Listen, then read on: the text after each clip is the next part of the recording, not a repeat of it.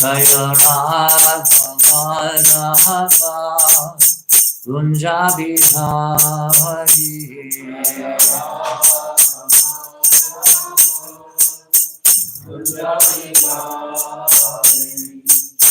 Gopi Chanavallabha Girivardhari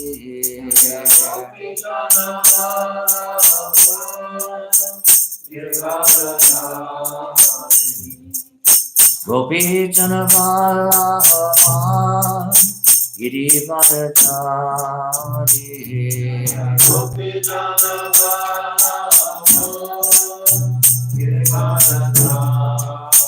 Yashodanandana Vraja Janaranjana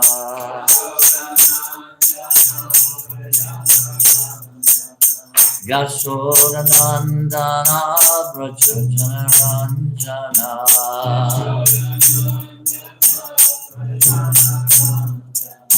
Yamuna Tira Vanachari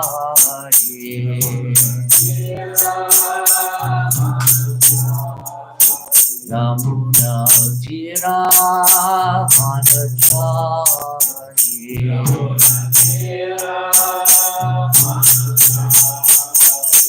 Jaya Radha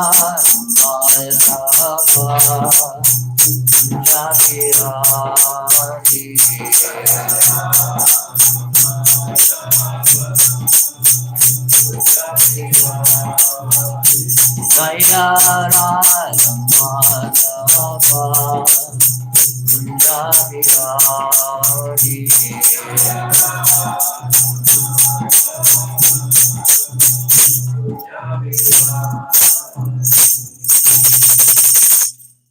Jaya Srimad Pranam Sabri Rajkacharya Askatar Satasi Srimad Divine Grace Shila A.C. Bhaktivedanta Swami Prabhupada Ki Grantaraj Srimad Bhagavatam Ki All glories to the assembled devotees. All glories to Sri Sri Guru and Sri Gauranga. Om Namo Bhagavate Vasudevaya. Om Namo Bhagavate Vasudevaya. Om Namo Bhagavate Vasudevaya.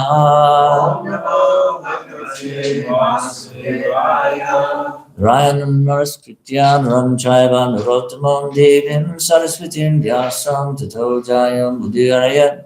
Before reciting the Srimad Bhagavatam, which is the very means of conquest, we should first offer respectful obeisances unto the personality of Godhead, Lord Narayana, unto Narayan Rishi, the supermost human being, unto Mother Saraswati, the goddess of learning, to Srila Vyasadeva the author. Srimad Bhagavatam, Canto 4, Chapter 24, Text 75, chanting a song sung by Lord Shiva. Translation and purport by His Divine Grace A.C. Bhaktivedanta Swami Prabhupada. Shreyasamiha sarvesham Jnanam nishreyasya samparam Sukham tarati dusparam Jnananarabhyasanarnavam Shreyasamiha sarvesham Jnanam nishreyasam param Sukham tarati dusparam Jnananarabhyasanarnavam Shreyasamiha sarvesham Jnanam nishreyasam param Sukham tarati dusparam Jnananarabhyasanarnavam Shreyasam iha sarvesham. Shreyasam iha sarvesham. Jnanam nishreyasam param. Jnanam nishreyasam param. Sukham tarati dushparam. Sukham tarati dushparam. Jnananorvyasanarnavam. Jnanarvyasanarnavam. Shreyasam iha sarvesham. Shreyasam iha sarvesham. Jnanam nishreyasam param. Jnanam nishreyasam param. Sukham tarati dushparam. Sukham tarati dushparam. Jnanam Jnanarvyasanarnavam. Shreyasam iha sarvesham. Shreyasam iha sarvesham. Jnanam nishreyasam param. Jnanam nishreyasam param. Sukham tarati dushparam. Sukham tarati dushparam. Jnanarvyasanarnavam. Jnanarvyasanarnavam. Shreyasam iha sarvesham. Shreyasam iha sarvesham. Jnanam nishreyasam param. Jnanam nishreyasam param. Sukham tarati dushparam. Sukham tarati dushparam. Jnanarvyasanarnavam. Jnanarvyasanarnavam. Shreyasam iha sarvesham. Shreyasam iha sarvesham. Jnanam nishreyasam param. Jnanam nishreyasam param. Sukham tarati dushparam. Sukham tarati dushparam. Jnanarvyasanarnavam. Jnanarvyasanarnavam.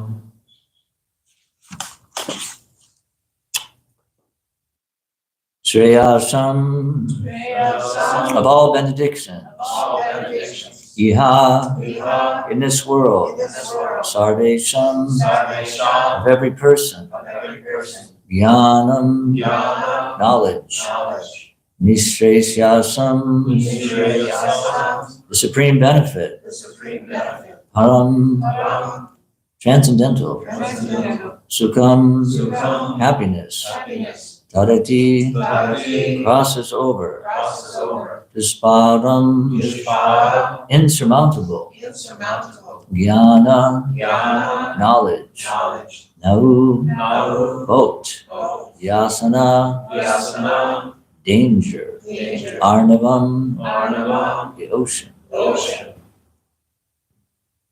In this material world, there are different types of achievement, but of all of them, the achievement of knowledge is considered to be the highest, because one can cross the ocean of nescience only on the boat of knowledge.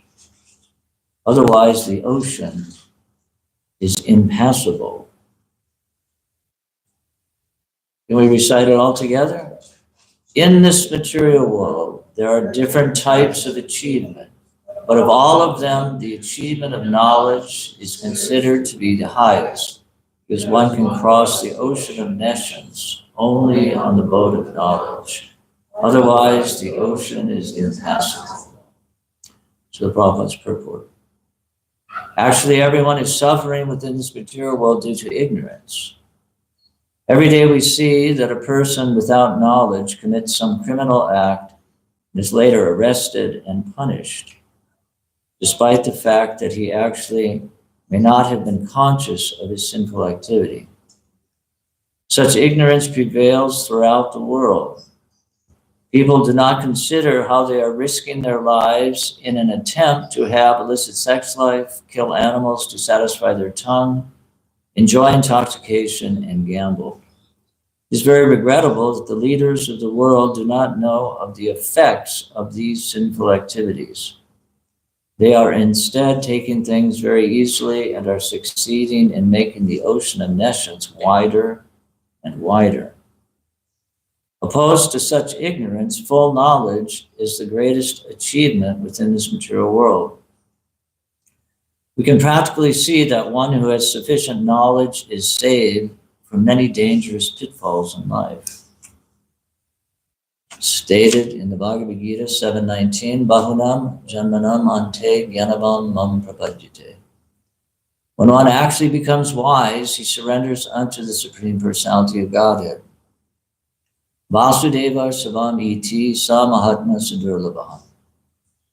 Such a great soul is very rarely to be found. This Krishna consciousness movement is determined to open wide the eyes of the so-called leaders who are full of ignorance, and thus save them from the many pitfalls and dangerous conditions of life. The greatest danger is the danger of getting a body lower than that of a human being. It was with great difficulty that we attained this human form of life just to take advantage of this body and reestablish our relationship with the Supreme Personality of Godhead, Govinda. Lord Shiva advises, however, that those who take advantage of his prayers will very soon become devotees of Lord Vasudeva, and thus will be able to cross the ocean of nescience and make life perfect. Om Jnana-timirandasya Gnananjana Shalakaya Chakshurunmilitam Jena Tasmai Shri Gurave Namaha Vanchakalpatarubhyascha Kripasindhubhyeva cha Patitanam Bhavanebhyo Vaishnavebhyo Namo Namaha Jaya Sri Krishna Chaitanya Prabhu Nityananda Sri Advaita Gadadhar Srivasati Gaura Bhaktavinda Hare Krishna, Krishna Krishna, Hare Hare, Hare Rama, Rama Rama, Hare Hare.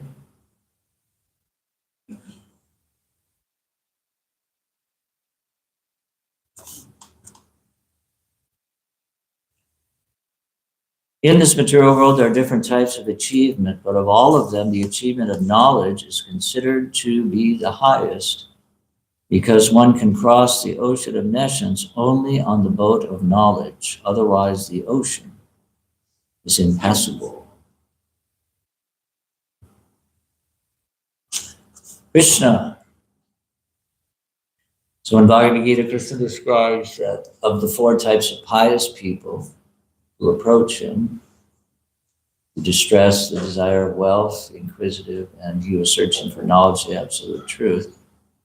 He says the one who is in full knowledge and who is always engaged in devotional service is the best. And Prabhupada describes it because the first three, there's some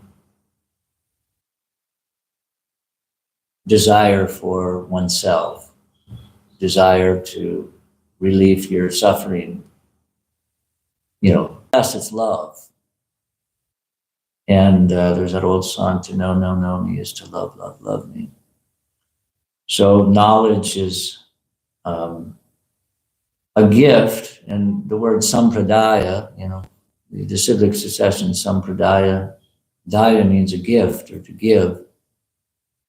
And pra means fourth, and sam is the prefix which means complete, like we have sankirtan, complete kirtan. So sampradaya, it's the complete gift. That's what the idea of the disciplic succession is. That it is gifting us pure knowledge, and it's a fundamental aspect of Krishna, Sat Chid Ananda. The Sat feature is the Brahman effulgence. Chit, knowledge, is the Paramatma, and in full form is Bhagavan. So it's the complete, so the sampradaya, it's the complete gift. It's giving everything. And in the Srimad Bhagavatam, the first canto, the Vedanti Tattva Viras Tattvam Yajnanam Advayam, this non-dual substance is categorized in these three features of Brahman, Paramatma, and Bhagavan. So even within knowledge, there's these various divisions, each one subsequently more encompassing. So Bhagavan is the full package. So sampradaya, the complete gift is Krishna. And it was interesting. I was listening to or watching a video of Prabhupada. Many years ago, they came out with these videos called the Acharya series. There were 5 of them. And one of them, Prabhupada is in his garden in Los Angeles, and there's a bunch of scholars, a bunch of university professors were invited, and Prabhupada's speaking in his typical confident way, and he's addressing all these scholars. So you're all theologians studying God. So we are presenting, here is God, Krishna. He says, so why don't you accept him? It was just kind of like right in their face, like you're searching for God. Here is God. Why don't you accept? And there was like just kind of a blank, what do you call it, silence. Everybody's kind of looking. And then this one fellow, can't remember which one he was, the professor, he goes, well, it was kind of an awkward silence. And then one of them said, well, I agree with you. Like we know about God, but we don't know God. And I thought that was and I had heard that elsewhere, and I thought, that's something to think about, to know about God, but to know God, the difference. And, we might say there's the gyan, the theoretical knowledge of God, but then the vigyan is the realization that we actually have a relationship with someone, and that relationship with Krishna it's a gift. It's a gift. It's a gift from someone who has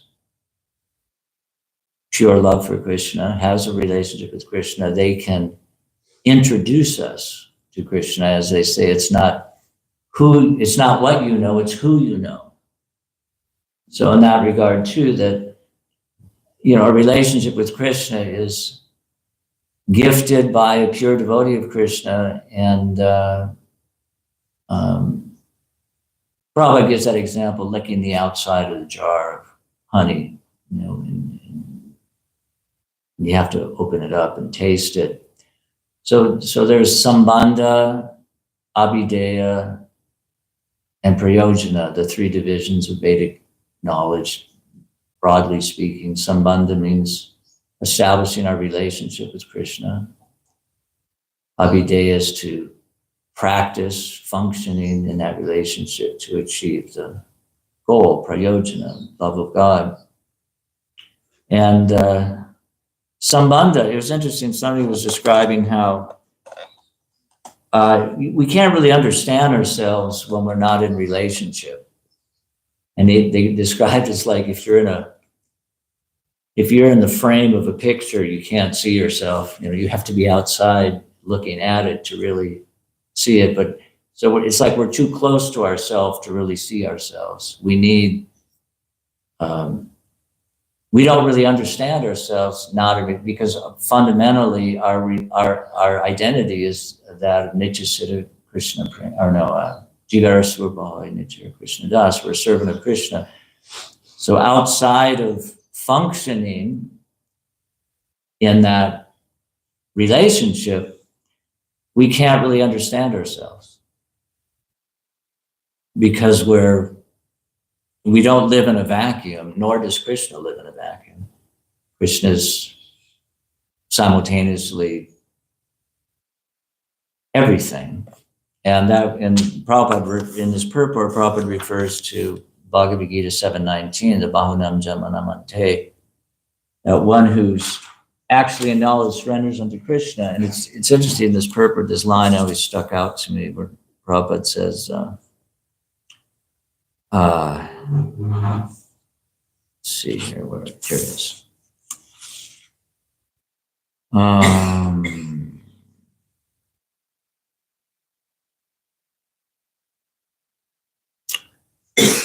Well, I'll just read it. In the beginning of spiritual realization, while one is trying to give up one's attachment to materialism, there is some leaning towards impersonalism. But when one is further advanced, he can understand that there are activities in the spiritual life and that these activities constitute devotional service. Realizing this, he becomes attached to the Supreme Personality of Godhead and surrenders to him. At such a time, one can understand that Lord Sri Krishna's mercy is everything, that he is the cause of all causes, and that this material manifestation is not independent from him. He realizes that the material world to be a perverted reflection of spiritual variegatedness, and this is the part that I was kind of getting to here, and realizes that in everything there is a relationship with the Supreme Lord Krishna. Thus he thinks of everything in relation to Vasudeva or Sri Krishna. Such a universal vision of Vasudeva precipitates one's full surrender to the Supreme Lord Sri Krishna as the highest goal. Such surrendered great souls are very rare.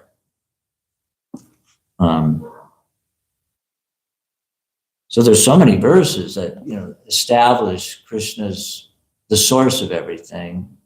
Sarva Karna Karanam. What's the Brahma Samhita, the first verse in the 5th chapter? Isvaraha Parama Krishna Satchidananda Vigraha Anadir Adir Govinda Sarva Karna Karna. He's the cause of all causes. And there's an interesting example of how to sort of retrace our footsteps from cause and effect. So when there's an accident, like a car accident, they send out the investigators. And what do? Like they say the car skid off the road and then landed in a ditch. So they start with the effect and they work their way back to the cause. They like measure the skid marks and then they determine, you start with the effect and then you work your way back to the cause. So in understanding that everything is an effect of Krishna, Krishna is the cause of all causes. So studying the material world, the idea is that we work our way back to Krishna, that he's the source of everything. So to see everything in relation to Krishna, this precipitates our full surrender. Like to know who Krishna is, first we study Krishna's energies. And Krishna describes in the Bhagavad Gita in the 7th chapter, the whole chapter is entitled Knowledge of the Absolute. So he says, now hear from me how by practicing yoga and full consciousness of me, with mind attached to me, you can know me in full, free from doubt. So how can we know Krishna in full? I mean, we can't. So why is Krishna saying you can know me in full, free from doubt? Because what's the fullness, like Mother Yashoda, like when she was looking in Krishna's mouth and she was seeing all the universes, it was like bewildering her. And because it was interfering with her rasa, with Krishna of love, that opulence and that majesty was obscuring Krishna. So I'm not real learned in all this stuff, but there's kind of a differentiation between tattva and rasa. Rasa is really the ultimate, rasa. And tattva, establishing truth, in a sense, is just supporting rasa. And the example of Prabhupada's disappearance when there was that conflict between the two camps about taking Prabhupada on Govardhan Parikrama. So you could say on one side, the tattva was whatever the guru says, the disciple follows. But the rasa that the intimate caregivers had with Prabhupada they didn't want to follow that instruction because their love was being like, how can we put Prabhupada through this ordeal? So there was this conflict. And then when Krishnadas Babaji, Giriraj Swami was narrator, I was reading the Leelamrita, or anyways, I was listening to someone and it was being described. I think Giriraj Swami was there. And I think it was like Tamal Krishna Maharaj and Bhakti Chura Maharaj, they were intimately serving Prabhupada at the time. And then the other camp was, I think, Hamsaduta and I can't remember who else that were saying, oh, Lokanath Swami, because they had the bullock cart, to take. So there was this conflict. And Giriraj Swami, he was sort of like a neutral party. He was kind of like in between the crossfire. And his analysis of it afterwards, and they were trying to resolve, so Prabhupada's godbrother, Krishnadas Babaji, who Prabhupada had great affection for, and Prabhupada said was a Paramahamsa. Can't remember if it was Giriraj Maharaj. He was saying, let's ask, like, you talk to Prabhupada and convince him, because he wants to go, but we're losing our mind thinking of the suffering that Prabhupada is going to undergo. So can you please talk to him, And I can't remember exactly if he actually did talk to him or what, but in any event, there was this exchange where Prabhupada saw that Tamal Krishna Maharaj and Bhakti Chura Maharaj and Bhavananda, they were in so much anxiety. And then Prabhupada said, oh, you don't want me to go, do you? Like, you're suffering so much. Okay, I will not go. And he did it in such a casual way. Okay, I won't go. He was like so adamant, like, I want to go. I want to die on the battlefield. Better I leave my body, and there was somebody was describing in the Prabhupada disappearance memories about how, like Jatayu, he wanted to die, fighting for Ram. So Prabhupada was saying, I want to die, fighting for, I want to go on parikrama, I don't want to just, so, but it was just pulling out all this emotion of anxiety.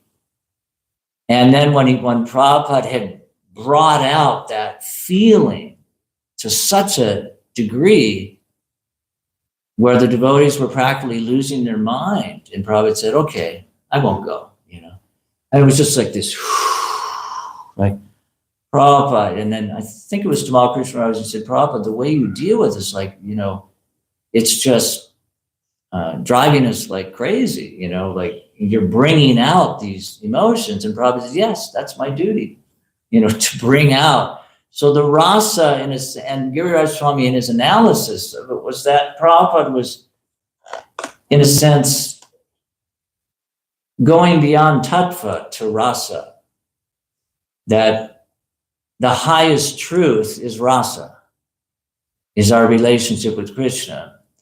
And the gyan or knowledge can actually encumber us. In the Nectar of Devotion, Prabhupada writes in, I think it's the 10th chapter or the 14th chapter, I think it's qualifications of devotional service. And Prabhupada writes that knowledge and renunciation may help give one a footing in Krishna consciousness, but they may ultimately need to be abandoned.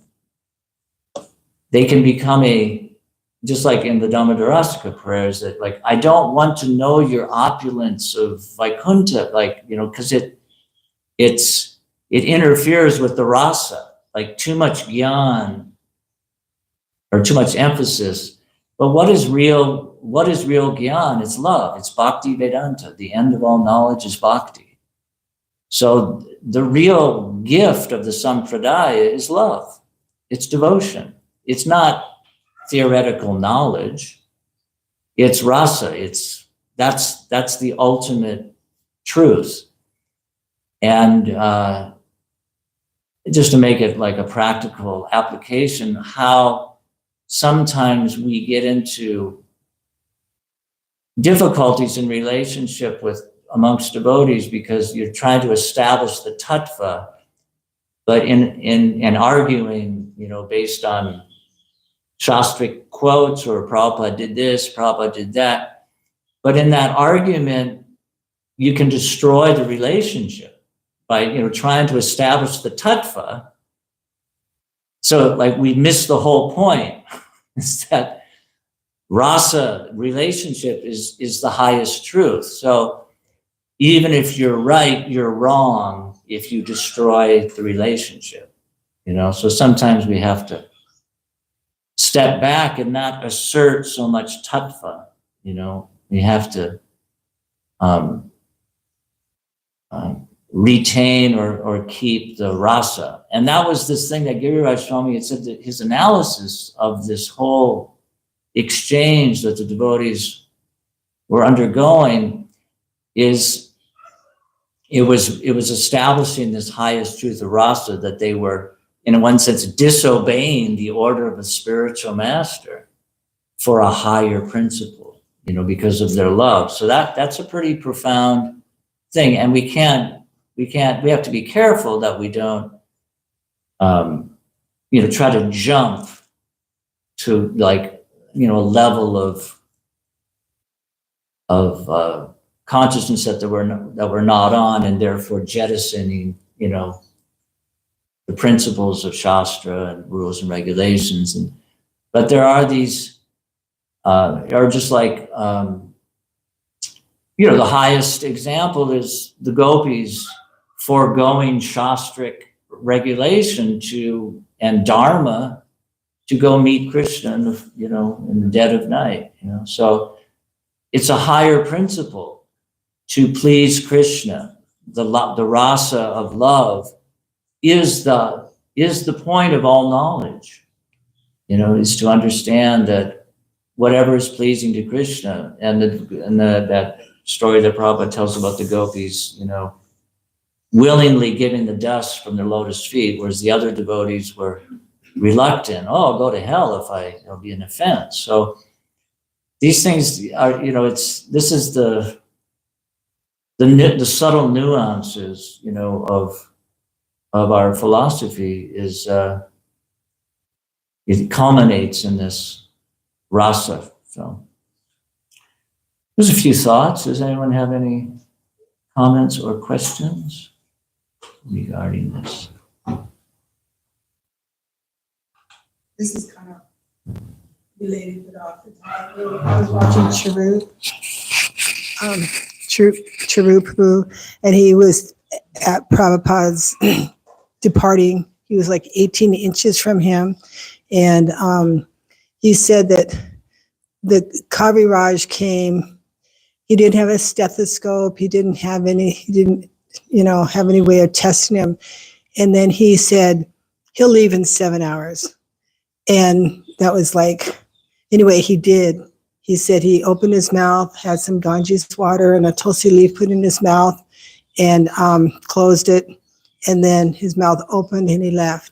And he said it was exactly 7 hours. Thought that was interesting.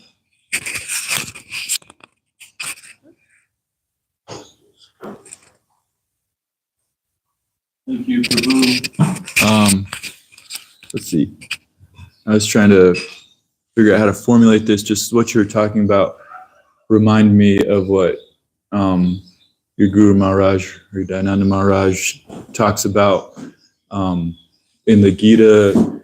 Krishna says, and we know that this is a detail, that all things are equal in Krishna consciousness, but that he talks about how higher than offering, say, incense is knowledge. And it just made me think of that, because I was just wondering how you would relate that. I've heard him talk about it so many times, and of course I still can't remember, but I think he's talking about, we can, the more knowledge we have of Krishna, the more we can share, maybe, or the more we know him, the more we can love him.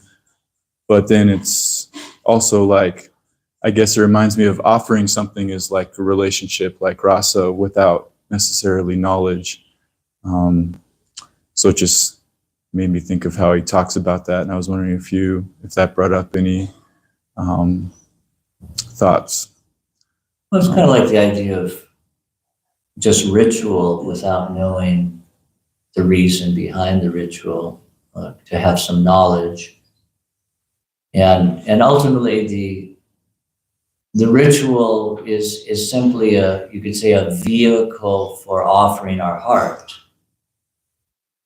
You know, and the idea of like pranams, it's not this like a flat prayer, it's like, you know, you're cupping your hand. And when you offer pranams, you're offering your heart. You know, your hand is like a vessel. So you're offering your love, you're offering your heart. So, so rituals that are not offered with love, they're, you know, Krishna doesn't need our external offering, whether it be incense or food, bhoga, whatever. He doesn't need that. He already has all that, but he's looking for our love.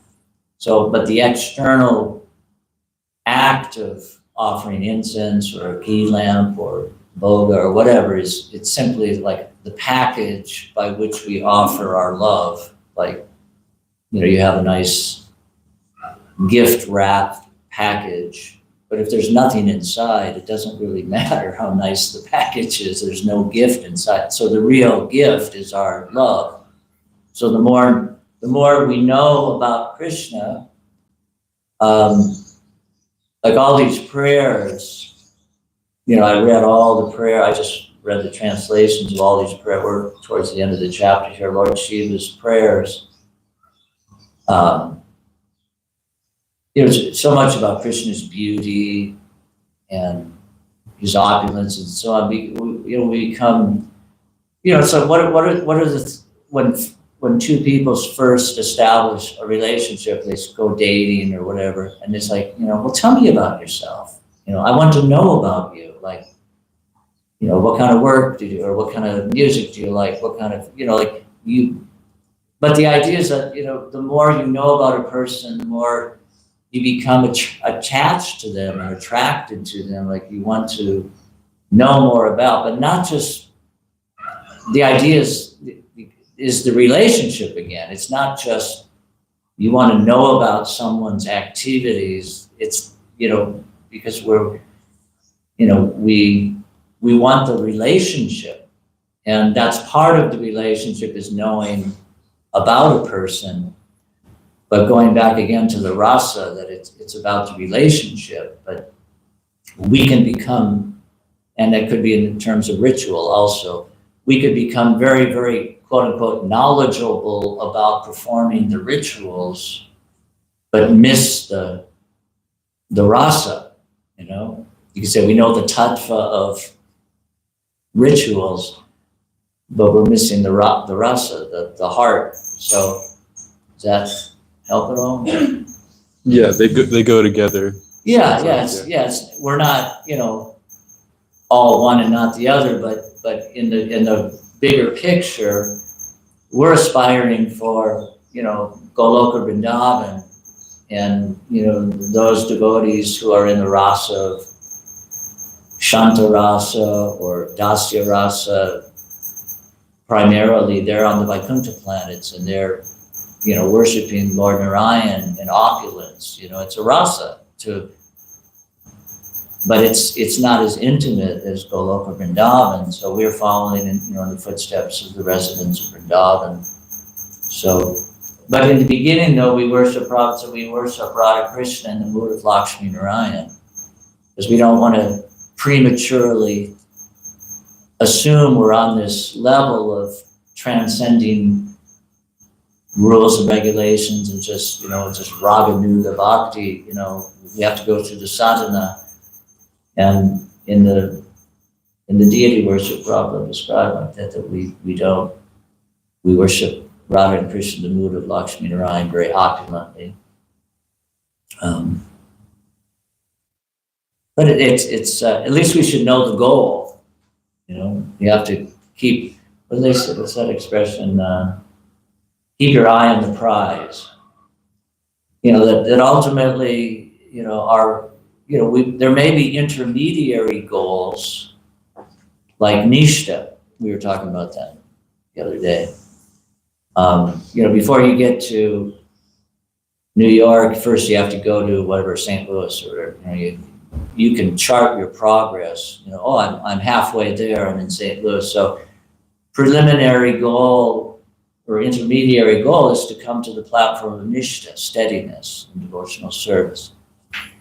But our ultimate goal is pure love for Krishna. But you can't jump over Nishta and go straight to pure love of God. First, one has to become humble, tolerant, respectful of all living entities.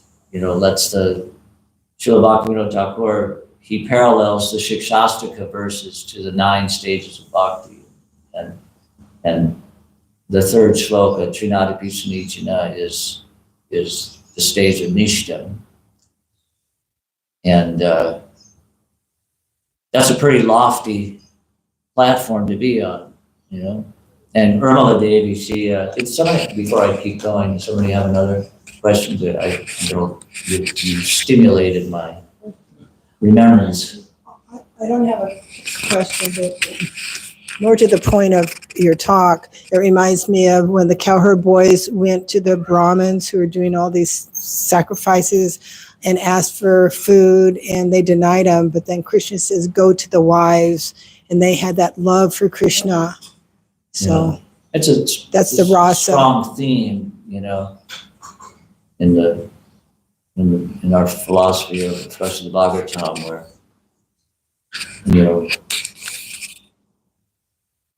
people get a little more Catholic than the Pope, as they say. Like Daksha was, such a religious person, but then he was proud and he offended Lord Shiva, and Shiva is one of the Mahajans. And that's our access, as I said initially, it's a gift. Krishna Prem is a gift from someone who has Krishna Prem. It's not what you know, it's who you know. Right.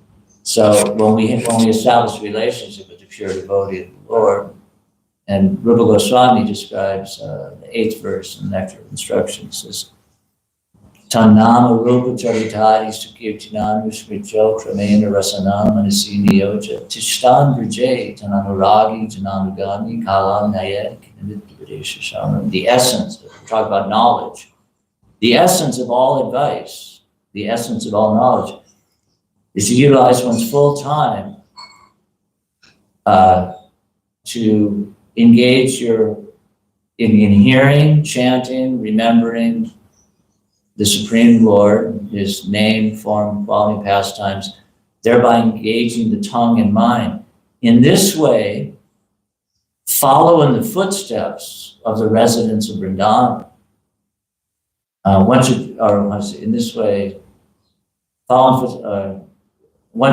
in the footsteps of the residents of Vrindavan, who are deeply attached to Krishna.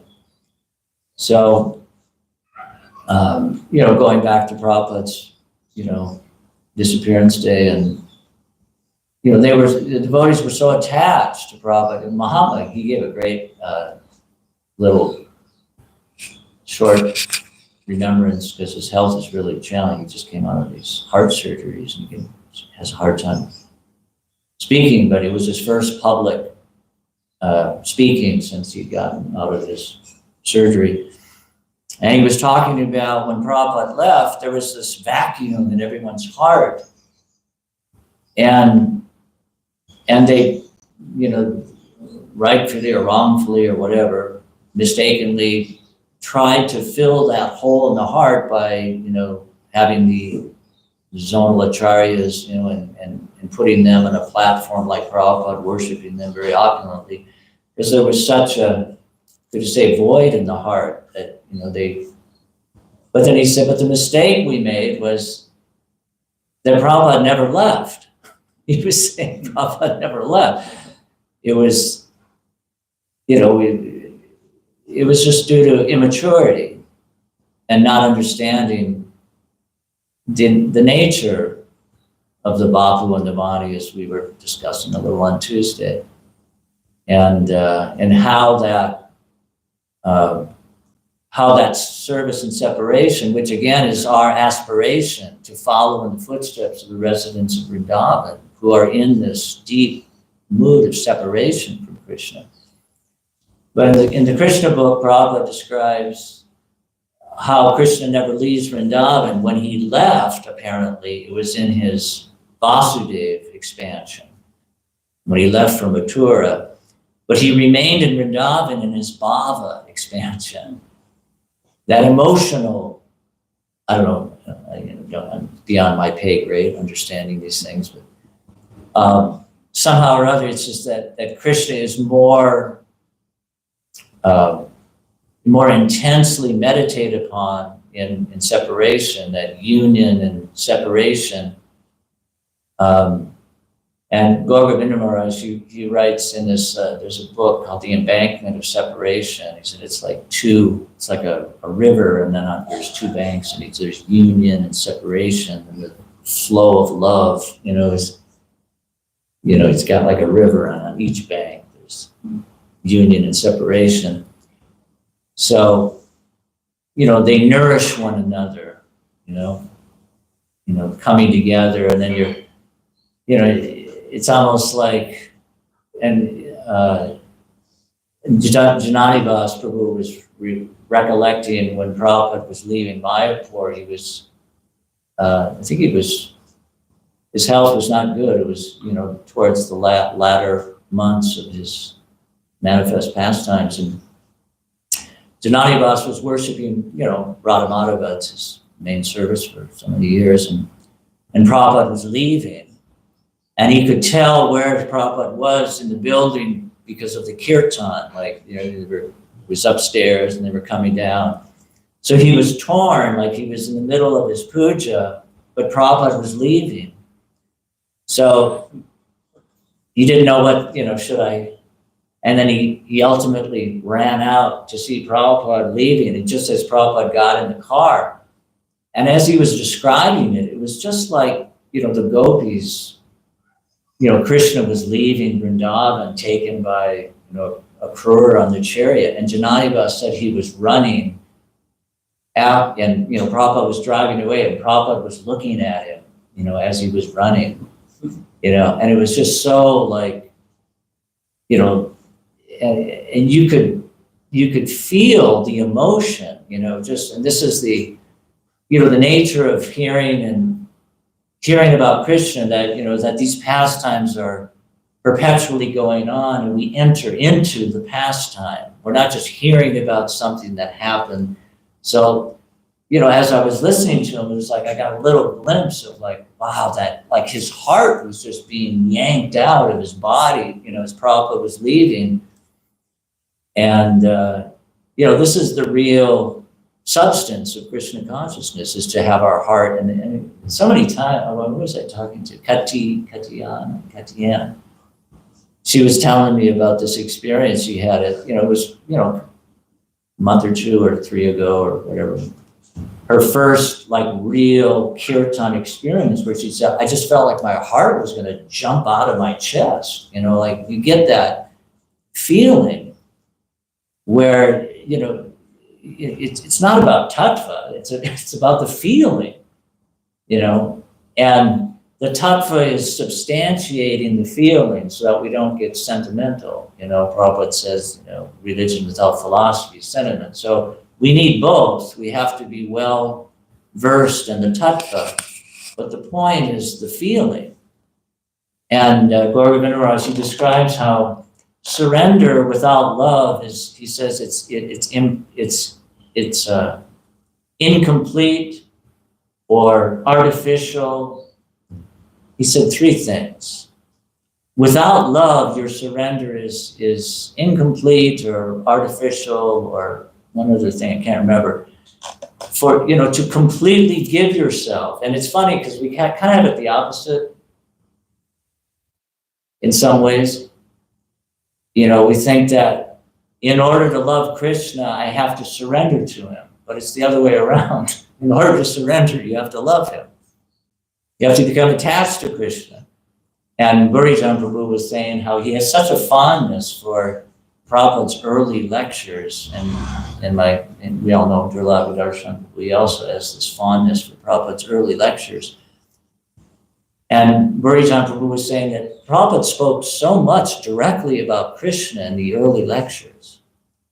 And as time went on, he got into a little more of the, you could say, the particulars of devotional service and, the qualifications of being a Vaishnava. But he said he really poured out a lot of real Krishna nectar, because it's that just attract people to Krishna. The rules and regulations will come naturally as we develop our attachment to Krishna. Like we want, okay, and that's Lord Chaitanya's program is to, as Rupa Goswami says, Krishna Prema Pradayate, Namo Mahavajanyaya, Krishna Prema Pradayate, you're freely giving love of Krishna. And Prabhupada said, Krishna demanded, when Krishna was present, Sarvadharman Parijagya, surrender unto me. But Lord Chaitanya says, you just take it. Take it. You don't have to surrender. Here's a taste.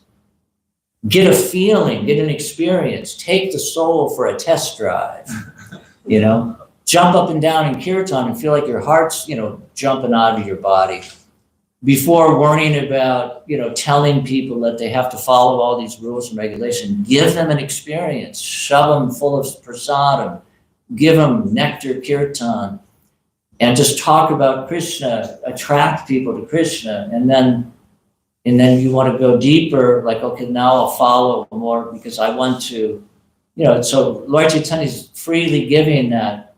It's like you go to Costco, they got free samples, They're passing out free samples, but then if you want the full case, then you got to pay the price. So Lord Chaitanya is giving out, these samplers, and I remember my first Sunday feast kirtan, I was jumping. I was just like, I'm flying.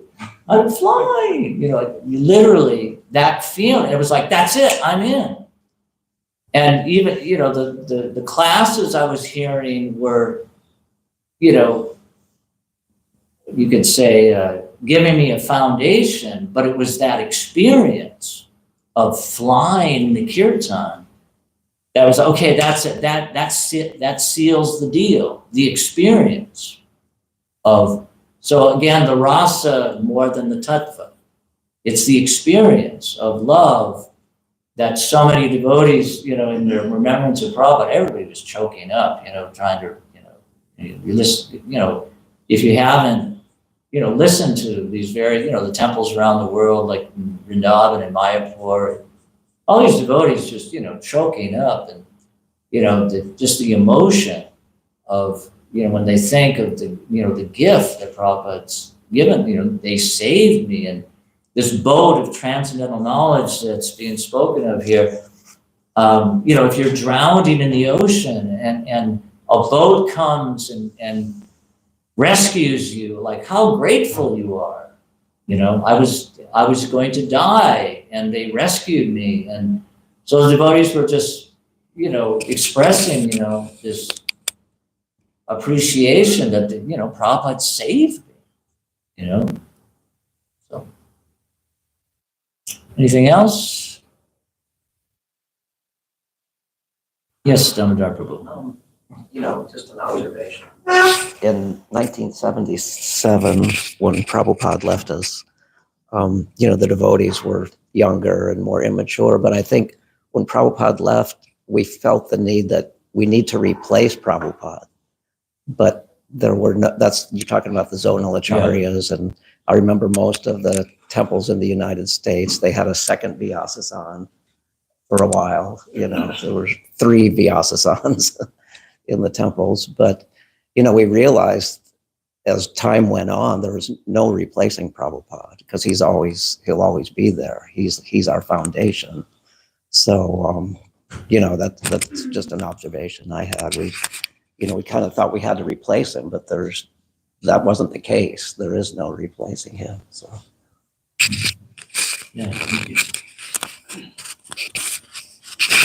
it's hard to understand the ecstasy of separation. But, transcendentally, these emotions are like different, but it just seems like the separation is more a yearning. More what? A yearning. A yearning. Yeah. But they even have like these symptoms that sound horrible, but they're like intense love, But anyway, that was just kind of my thought, The separation is like a yearning kind of thing. And that, And transcendentally, it's, that deep love. yeah, it's the Buddhist yearning to return to Krishna. Yes, Prabhu. Very strong.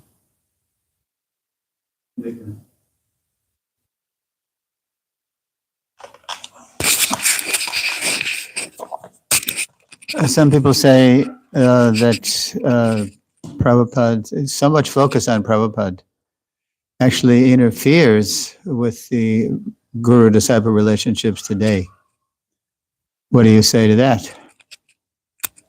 Well, like we mentioned when we were having prasadam on Tuesday,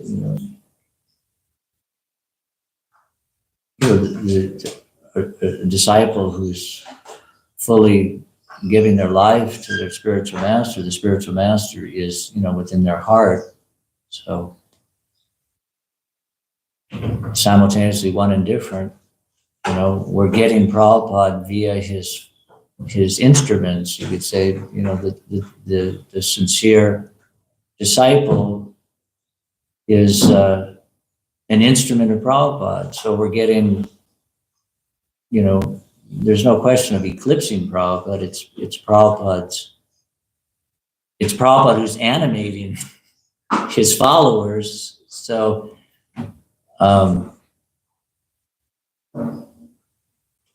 it's one and different. It's inconceivable. Prabhupada is speaking to us through his followers. And why would you want to,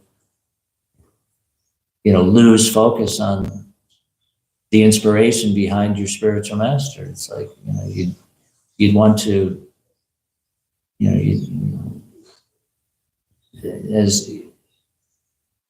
who's, this person who's sacrificing for me, what's their motivation? It's their love for Prabhupada. Let me understand Prabhupada.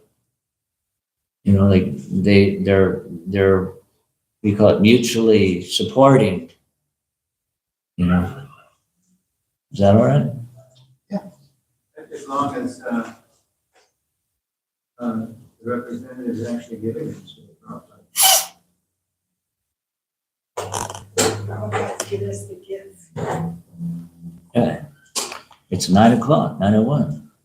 Kantaraj Srimad Bhagavatam ki jai.